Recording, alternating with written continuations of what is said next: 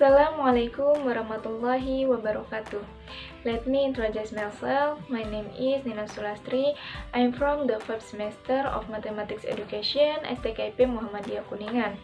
This video is intended to fulfill one of the assignment for an English Mathematics course with supporting lecturer Mr. Evan Farhan Wayu Fuadi, Master of Education. Nah, di sini saya akan merepresentasikan istilah dan simbol matematika ke dalam bahasa Inggris pada materi operasi hitung. Yang saya akan bahas yaitu operasi hitung pada bilangan cacah. Nah, sebelumnya, apa sih yang dimaksud bilangan cacah ini? Atau dalam bahasa Inggris biasa disebut dengan whole number. Jadi, bilangan cacah adalah bilangan bulat yang non-negatif atau yang bukan negatif. Jadi, bilangan cacah ini semuanya positif. Bilangan cacah biasa dimulai dari angka 0 sampai seterusnya. Bilangan cacah ini sering kita temui di kehidupan sehari-hari. Misalnya seperti umur seseorang, tanggal lahir seseorang, ataupun pada menentukan waktu. Nah, semuanya itu termasuk angka yang merupakan bilangan cacah, di mana angka-angka tersebut bernilai positif, bukan negatif. Langsung saja kita ke operasi hitung bilangan cacah. Nah, operasi ini terbagi 4. Yang pertama ada penjumlahan atau biasa disebut dengan addition dalam bahasa Inggris. Lalu yang kedua ada pengurangan atau dalam bahasa Inggris yaitu subtraction. Yang ketiga ada perkalian. Kalau dalam bahasa Inggris disebut dengan multiplication. Dan yang terakhir ada pembagian yaitu division. Langsung saja kita bahas satu persatu. Yang pertama ada operasi penjumlahan atau dalam bahasa Inggris disebut addition.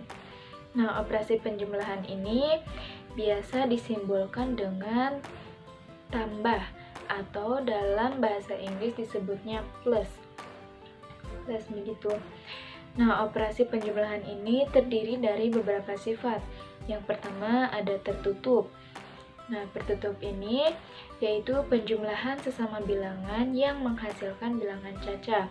Contohnya, 3 plus 3 equals to 6. Yang kedua yaitu komutatif atau pertukaran. Biasa kita tulis dengan rumus A tambah B sama dengan B tambah A. Contohnya, 3 plus 2 equals 2 plus 3 equals to 5.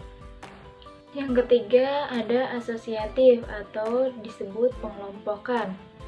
Biasa kita tulis dengan rumus dalam kurung A tambah B ditambah C sama dengan A ditambah dalam kurung B ditambah C.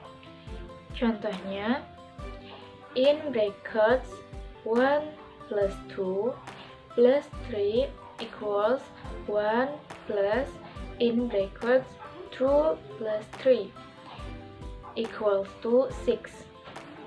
Dan yang terakhir ada identitas.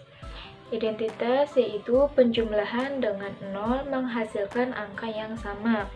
Contohnya, 4 plus 0 equals to 4. Operasi hitung yang kedua yaitu pengurangan atau dalam bahasa Inggris biasa disebut dengan subtraction. Simbolnya yaitu tanda kurang atau dalam bahasa Inggris disebutnya minus. Operasi pengurangan ini merupakan kebalikan dari operasi penjumlahan. Operasi pengurangan apabila terjadi antara sesama bilangan cacah maka akan menghasilkan bilangan yang sama yaitu bilangan cacah. Contohnya, 6 minus 1 equals to 5.